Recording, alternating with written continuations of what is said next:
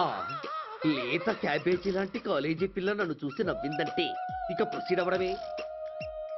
Hello, hi. Excuse me.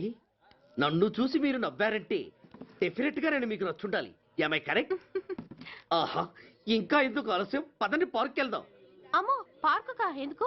ఎందుకేమిటి, మనసు విప్పి మాట్లాడుకోవడానికి. అమ్మో వద్దండి, మాది అసలే సాంప్రదాయమైన కుటుంబం.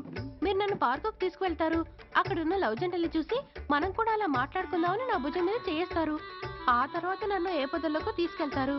అమ్మో, అక్కడ ఏ తప్పో జరిగిపోతుంది. వద్దండి, మాది అసలే సాంప్రదాయమైన కుటుంబం. అయ్యయ్యో, నేను అలాంటి వాడిని కాదండి. నేను మిమ్మల్ని ఏమీ చేయను. పోనీ పార్క్ వద్దంటే మరిద్దరం కలిసి సినిమాకి వెళ్దాం. సినిమాకా? అమ్మో వద్దండి, మాది అసలే సాంప్రదాయమైన కుటుంబం. ఇద్దరం సినిమాకి వెళ్ళాక న్యూస్ అవగానే లైట్లు ఆపేస్తారు. ఆ తర్వాత మీరు చిన్నగా నా భుజం మీద చెయ్యేస్తారు. ఆ చీకట్లో లిప్ టు లిప్ కిస్ చేస్తారు. ఆ తర్వాత ఏ తప్పో జరిగిపోతుంది.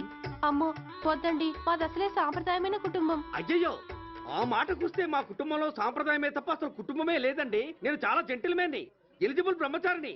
నేను మిమ్మల్ని ఏం చెయ్యను. మీ ఒంటి మీద అసలు చెయ్యే వెయ్యను. ప్రామిస్. నువ్వేం చేయనప్పుడు నీతో సినిమాకి పార్కుకి రావడం దేనికి రా?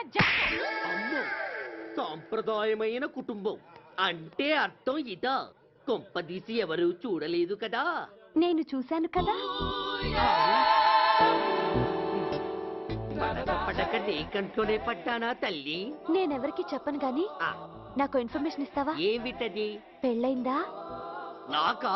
ఛీ, నీ కాదు, ఆయనకి. ఆయనక? ఓహో, మా గురుడికా? అవును. అయ్యింది.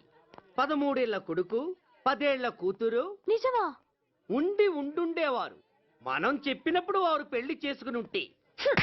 అబ్బా! ఎందుకు కొట్టావు? ఆయనకి పెళ్ళైందని చెప్పి అనవసరంగా నన్ను టెన్షన్ పెట్టినందుకు. ఆయనకి పెళ్ళైతే నీకెందుకమ్మా టెన్షను? అన్నా, రా అన్నా.